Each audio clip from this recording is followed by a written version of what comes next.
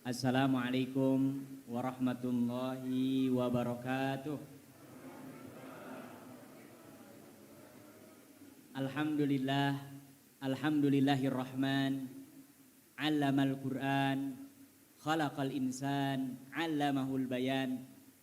Asyhadu an la ilaha illallah, khaliqu hadhil akwan, wa asyhadu anna sayyidana wa imamana wa habibana Muhammadan abduhu wa rasuluhu al-mab'usu ila kafatil anam wa ala alihi wa ashabihi wa man sanna bi sunnatihi ila yaumil qiyam. Amma ba'du, qala Allah ta'ala fi kitabihil karim, ya ayyuhalladzina amanu taqullaha haqqa tuqatihi wa la tamutunna illa wa antum muslimun. Para jamaah sekalian yang dirahmati Allah Subhanahu wa taala, setelah kita bersyukur kepada Allah, bersolawat kepada Rasulullah Sallallahu Alaihi Wasallam, kita berdoa mudah-mudahan amaliyah ibadah kita di bulan Ramadan tahun ini yang sudah lewat semuanya diterima oleh Allah Subhanahu Wa Taala.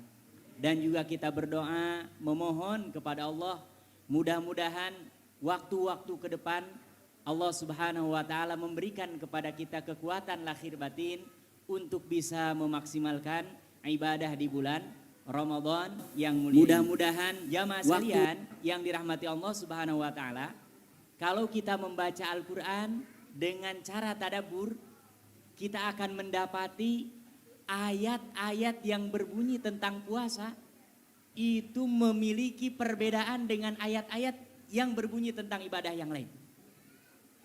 Contoh umpamanya, kalau kita membaca ayat-ayat tentang sholat, itu lompat-lompat. Ada di surah Al-Baqarah, lari lagi ke surat lain. Bahkan ada yang lompatnya jauh ke juz 29 di surah Al-Mudaththir.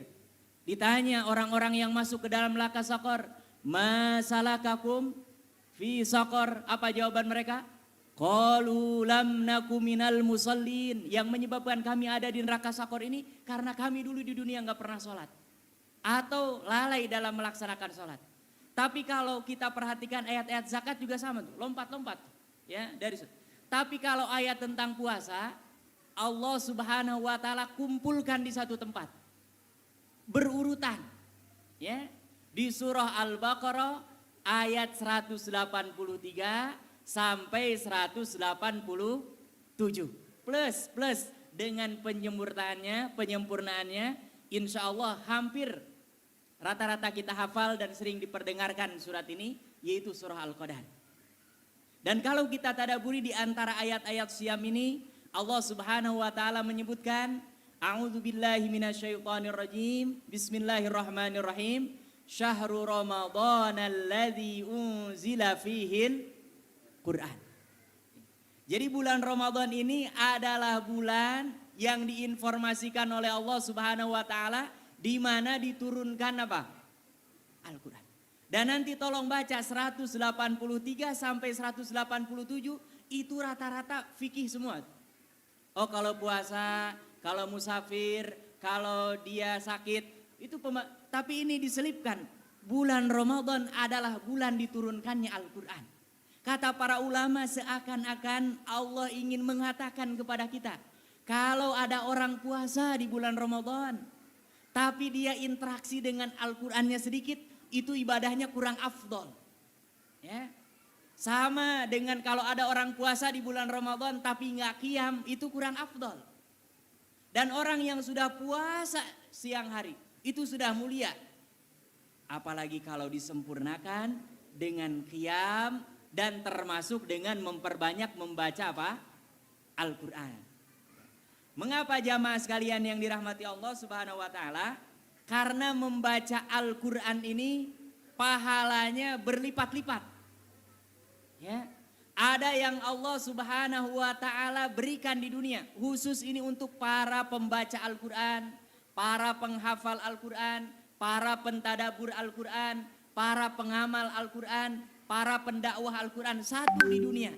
Kalau sedang sholat berjamaah, tidak ada imam rawatib yang harus maju, yang diprioritaskan adalah yang paling bagus bacaannya tentang Al-Quran. Syukur-syukur kalau yang paling banyak hafalannya tentang Al-Quran. Ini sudah Rasulullah SAW atur. Ya ummul qawmu aqra'uhum li kitabillah. Yang menjadi imam suatu kaum adalah yang paling banyak, yang paling bagus hafalan dan bacaan apa? Al-Qur'annya. Makanya kalau kita kurang fasih, jangan langsung paling pertama maju. Ya, kalau nggak ada lagi baru. Kalau masih ada yang lebih baik, lebih utama. Afdal, ya.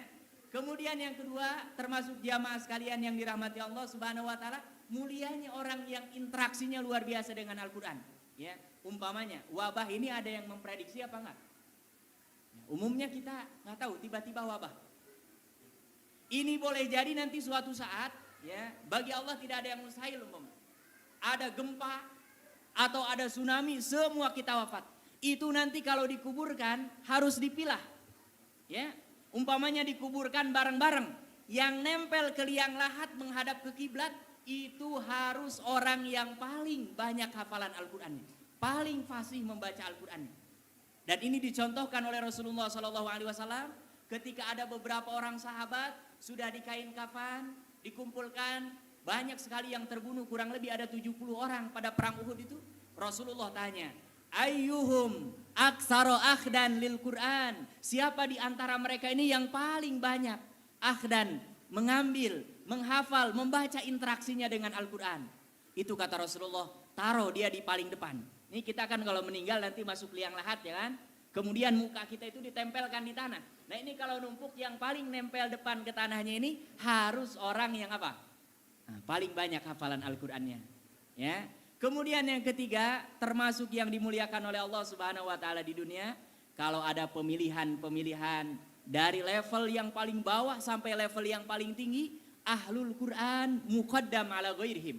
Itu harus lebih diprioritaskan daripada yang lain. Kenapa? Karena kalau orang dia membaca Al-Quran, paham isi kandungan Al-Quran, gak mungkin dia memimpin kaumnya dia zalim. Bagaimana zalim, bagaimana khianat? Al-Quran tidak ada satupun yang membolehkan zalim dan khianat. Jangankan kepada orang lain, kepada diri sendiri saja nggak boleh. Jangankan kepada orang banyak yang kita pimpin, kepada keluarga terdekatnya saja tidak boleh. Dan Allah telah mengharamkan kezaliman untuk diri sendiri, maka diharamkan untuk semua makhluknya. Makanya ini di dunia luar biasa. Yang paling sederhana, Bapak Ibu jamaah sekalian yang dirahmati Allah, kami di Lipia kuliah, dulu yang sudah haji-haji duluan itu mereka ahlul Quran. Kenapa? Karena mereka setiap tahun dapat undangan dari kerajaan Arab Saudi. Khusus untuk hamalatul Quran. Khusus untuk hafazatul Quran. Khusus untuk mereka yang dimuliakan oleh Allah Subhanahu wa taala, bisa menghatamkan Al-Quran, bahkan menjuarai lomba-lomba dalam Al-Quran. Mereka berangkatnya, pesawatnya khusus, visanya khusus, di sana tinggalnya khusus, bahkan sampai pengawalannya juga khusus. Ya, Masya Allah, ini di dunia. Kemudian yang kedua, jamaah sekalian yang dirahmati Allah Subhanahu wa taala, ada di sini yang mau hidup selamanya. Ya, nggak mau meninggal ada? Nggak ada ya. Dan kalaupun kita nggak mau, pasti akan meninggal. Ya. Nanti ketika kita masuk ke liang lahat, itu kita akan merasakan gelap yang luar biasa. Ya, gelap yang luar biasa. Dan teman tidur kita nanti di liang lahat, cacing, ya. Kemudian apa lagi? Binatang-binatang melata yang ada di dalam tanah, yang kalau kita di dunia mungkin jijik, geli, ya bahkan takut, seperti skorpion, itu nanti akan menjadi teman tidur kita di liang lahat. Khusus untuk orang-orang yang ahlul Quran, jenazahnya akan utuh. Bahkan bukan hanya jenazahnya utuh, dia dari dalam kuburan bisa membaca Al-Quran. Ya, ini karena perkara gaib, yang menceritakannya bukan saya belum pernah miskol orang di kuburan. Ya kan? Termasuk kita yang kerja di PLN, bahkan mungkin penemu listrik itu di kuburan gelap semua. Mau dia nggak bisa suplai. Yang bisa disuplai itu hanya apa? Amal soleh. Kata Ibnu Abbas, pernah beberapa sahabat Rasulullah SAW suatu hari keluar. Dan mereka kemana-mana biasanya bawa pedang atau bawa busur. Ya. Nggak sengaja mereka sedang istirahat, busurnya ini ketusuk ke tanah. Dan mereka nggak nyangka kalau itu kuburan. Fa idza bi insanin, kata Ibnu Abbas, ternyata ada orang yaqra'u surat al-mulk, membaca surah al-mulk hatta khatamaha, sampai menghatamkan. Jadi dari awal ayat, tabarakalladzi biyadihil mulku wa huwa ala kulli syai'in qadir. Itu hampir 1 lembar setengah. Itu dia baca, para sahabat dengar, simak. Mereka enggak mengira kalau ini kuburan dan sampai di kemudian fa'atan Nabiya sallallahu alaihi wasallam. Selesai mereka dari perjalanan ini, datang kepada Rasulullah sallallahu alaihi wasallam, kemudian diceritakan kejadian ini. Apa kata Rasulullah sallallahu alaihi wasallam? Hiyal mani'ah. Kalian harus tahu surah Al-Mulk ini. Surah Al-Mulk, siapapun yang rajin membaca Al-Quran di dunia, itu nanti dia akan mencegah dari apa? Azab kubur. Hiyal munjiyah, yang akan menyelamatkan seseorang dari apa? Bayangkan orang sudah masuk liang lahat bisa baca Quran. Kan gak ada di kuburan yang jualan speaker, ada gak? Jangan kan jualan speaker, dia masuk ke kubur saja diantar orang. Tapi kemuliaan orang-orang yang ahlul Quran, sudah puluhan tahun, ratusan tahun, bahkan ribuan tahun di kubur, dia masih bisa membaca apa? Al-Quran. Ya, ini ada dalam kitab Fathul Qadir yang meriwayatkannya banyak, ada dalam Sunan Tirmizi, ada dalam Mustadrak Imam Hakim, ada juga dalam kitab Imam Al-Baihaqi Dalailun Nubuwah. Ini jelas ya, karena ini terkait dengan perkara gaib, ya, termasuk menjelaskan keutamaan surah. Bayangkan orang membaca surah, bagaimana yang menghatamkan dari An-Nas sampai dari Al-Fatihah sampai An-Nas berkali-kali, berpuluh-puluh kali, bahkan mungkin sepanjang hidupnya berjuta-juta kali. Dan tidak berhenti sampai di situ. Masyarul muslimin yang dirahmati Allah Subhanahu wa taala, kalau kita menjadi ahlul Quran, bukan hanya di dunia dimuliakan, bukan hanya di alam kuburnya dijaga dari alam kubur, tapi ketika nanti di akhirat Allah Subhanahu wa taala muliakan para penghafal Al-Quran, para ahlul Quran, ashabul Quran. Itu Allah Subhanahu wa taala akan kalungkan. Dalam sebuah hadis disebutkan dengan tajul waqar, namanya mahkota. Yang ini adalah penghormatan tertinggi dari Allah Subhanahu wa taala. Dalam hadis lain disebutkan tajul karamah, mahkota penghormatan, kemuliaan khusus untuk para penghafal Al-Quran. Bahkan bukan hanya orangnya saja, termasuk orang tuanya. Termasuk orang tuanya, dan bahkan ada dalam riwayat disebutkan orang tuanya kaget, ya Allah kenapa saya dipakaikan seperti ini? Ternyata gara-gara anaknya termasuk ahlul Quran. Dan boleh jadi tidak menutup kemungkinan keluarga-keluarga yang lainnya akan mendapatkan syafaat, tetangga-tetangganya akan mendapatkan syafaat, kerabat-kerabatnya akan mendapatkan syafaat, dan boleh jadi tidak menutup kemungkinan orang-orang yang seakidah, kaum muslimin dan muslimat akan mendapatkan syafaat daripada ahlul Quran. Makanya di bulan Ramadan ini saya mengajak kepada diri sendiri dan kita semua yang hadir di sini yang sudah banyak membaca Al-Quran, menghafal Al-Quran, mentadaburi Al-Quran, alhamdulillah lanjutkan, dan kalau perlu ditambah. Yang belum kapan kita akan mulai? Jangan sampai Ramadan yang Allah sebutkan hanya ayyamam ma'dudat, hari-hari terbilang ini kita lewatkan begitu saja. Insya Allah kalau ada di antara kita siangnya siam, malamnya qiyam, di sela-sela itu memperbanyak membaca Al-Quran. Mudah-mudahan kita keluar dari bulan Ramadan mendapatkan kemuliaan dari Allah. Minimal dosa-dosa kita semua diampuni oleh Allah Subhanahu wa taala. Itu sudah lebih dari cukup. Apalagi kalau ada di antara kita yang nanti masuk bulan Syawal, disempurnakan dengan puasa 6 hari, itu sebanding dengan puasa setahun penuh. Karena kata para ulama, kita puasa di Ramadan 30 hari, kali 10 300. Kemudian ditambah dengan Syawal 6 hari, dikali 10 60. Dalam setahun itu ada 360 atau 360 sekian hari. Jadi inilah kemuliaan, kesempatan yang Allah tawarkan kepada kita, hadiah yang Allah tawarkan kepada kita.